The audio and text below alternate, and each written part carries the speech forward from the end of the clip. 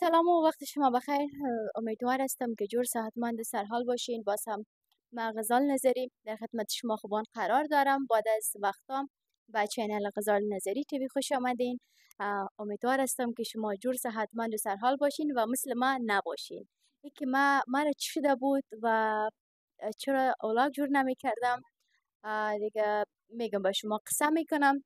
به این امرای ما بریم بیرون یک جا و به شما هم قصه میکنم که مرا چی شده بود. ای که چی وضعیت در سرم آمده بود، گفته یگان تا چی بلاها آمده بود در سر ما.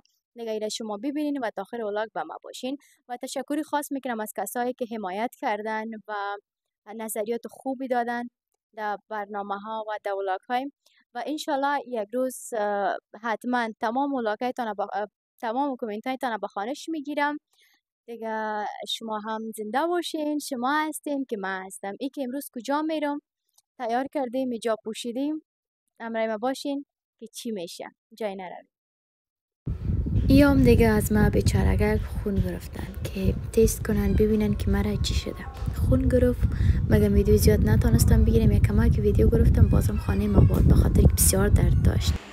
باز هم خسته نباشین. خوش آمدین دوستای عزیز. آل خود گفتین که غزال در کجا از چی میکنه. خب هموطن عزیز، قسمی که من یادآوری کرده بودم دیگه دمی چند روز حالت مقدر زیاد خوب نبود. خواستم برم یک دفعه پیش دکتر که مرا چی شده. آمدم پیش دکتر دیگه میگه که زیاد تشویش میکنی و امروز صباح همگی تشویش زیاد میکنه. هیچ کسی نیست تو که بدون تشویش زندگی داشته باشه، زندگی خود سپری کنم. خب به هر صورت در داخل دیگه مریضا هم بود و بیروبار هم بود. هوای پاکستان گرم هم است و اونجا دیگه دلم نشد که در داخل بشینم یا استراحت کنم و اینجا هم دیگه خوب از جای راحت بود. من گفتم که امی سیروم مرا دمیجا برم تیر کنین بهتر است و اونجا جای تنگ بود، قید بود دیگه. من کمک دلتنگی هم دارم، دلم تنگ شد. من بر آمدم گفتم مدامی جایی که بیروبار و قضیات نیست دیگه، جای آرام بود. من گفتم اینجا میرم، خیره مشکل من ندارم که یک چند لحظه امرای دوستا صحبت هم کنم، درد دل کنم امرایتان نی به خاطر که اما یک چیزی داشتین دلم بسیار درد داره درد داره دیگه از خاطر. خوب هموطن عزیز، نمی چند روز قسمی شده بودم که فقط بخوابم. شب و روزم هیچ معلوم نبود دوستای عزیز. شب میشد روز میشد، شب میشد روز میشد، ناوقت از خواب بیدار میشدم. اصلا دلم نمیشد که از تخت خوابم پایان شوم.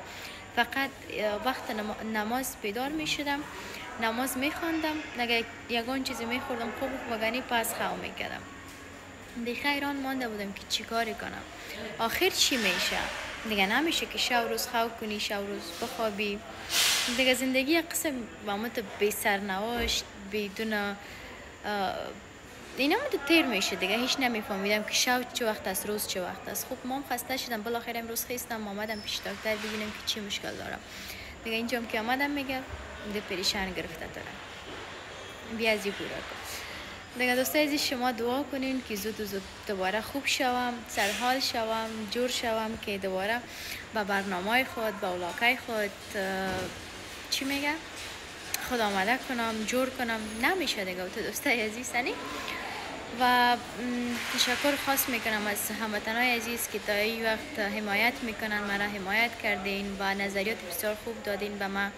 انشالله که یک روز خوب شوم، بخیر بشینم، تمام نظریاتتان به خانش بگیرم، ببینم که کدام هموطن ما چی گفتم و تمامشان بسیار گپای خوب گفته و درباره خانم ملاله بسیار کومنت های خوب دادن و پرسان کردن که چرا اینجا مثلا طفل 2 ساله خود در افغانستان مانده، خودش در پاکستان آمده. خب باز درباره ازیام میخوایم به شما معلومات بدم که حالی خانم ملاله در پاکستان است یا افغانستان رفت. دیگه دوستای عزیز بخیر که این نفسم قید میشه. خداوند رحم خدا کنه. و دیگه دست مشور دادم، درد ایست کردم، در بازویم پچکاری کرد که واقعا دردش بسیار زیاد بود.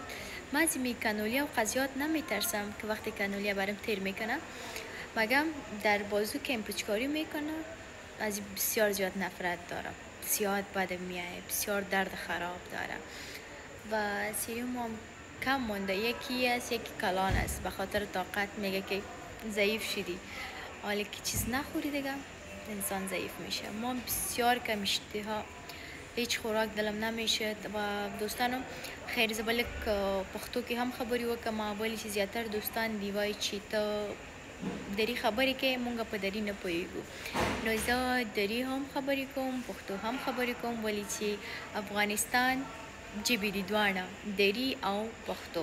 نو زه کوشش کوم چې په دواړو ژبو باندې خبرې وکم. نو زما فالوورز چې څومره دي، نیمه یې پښتانه دي، نیمه یې دری ژبې دي. نو سجی وښکاري راته. نو زه خیر زه کوشش کوم چې په دواړو ژبو باندې خبرې وکړم. نو ګرانو کتونکو تاسو هم ماته دعا وکړئ چې الله راته روغ صحت راکړي، الله راته شفا راکړي، که نه سره د ریډ بول ښه غپ مې ولګو ګرانو کتونکو. نو اول مې ډېر حالت خراب و، ډېر زیات هېڅ ودرېدی نه شلم که نه، لکه سم ټول وجود مې یو رقم رېږدېدله، نو سترګې را باندې تورې تورې کېدله. خو اوس ستنې راته ولګول او سیروم مې ولګوله، اوس وګوره بېرته ښه شومه که نه. اوس به تاسو هم وګورئ، هر ورځ به زه ولاګې جوړوم، هر ورځ به زه تاسو ته خپرونې جوړوم. په هر صورت دوستانو نو سیروم هم کم پاتې دی، دا چې ختمه شي بل به لګوم. مطلب د پښتونخوا په ژبه ډرایپ ورته وایي که نه، موږ ورته سیروم وایو. نومونه دې فرق کوي، هر ځای لهجه، هر ځای خبرې فرق کوي. نو تاسو ما سره پاتې شئ، چېرته مه ځئ. دا چې څه کوم څه نه کوم، دې نه پس به کور ته ځم.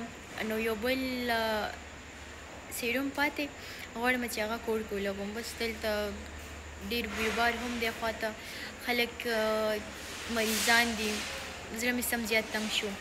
نو یوازینی ځای چې زما ډېر بدې شي هغه مطلب روغتون، دا زما ډېر بدې شي، ولې چې ما ډېرې سختې ورځې هم په روغتون کې تېرې کړې دي.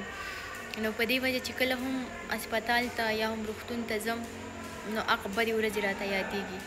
نو دا چې په ما څه سختې تېرې شوې وې، نو دا به یو ورځې تاسو ته خامخا کیسې کوم. نو اوس فکر کوم چې د اولاګ ټایم پوره شو، نه غواړم چې ډېر زیات غټ شي. نو آخري شیبې دي، تاسو هم ما سره پاتې شئ، زما چینل سره پاتې شئ. چینل ځان سره خامخا سبسکرایب کړئ، لایک کړئ، خپل نظریات ما سره شریک کړئ. او بل دا چې چینل هم ځان سره خامخا سبسکرایب کړئ.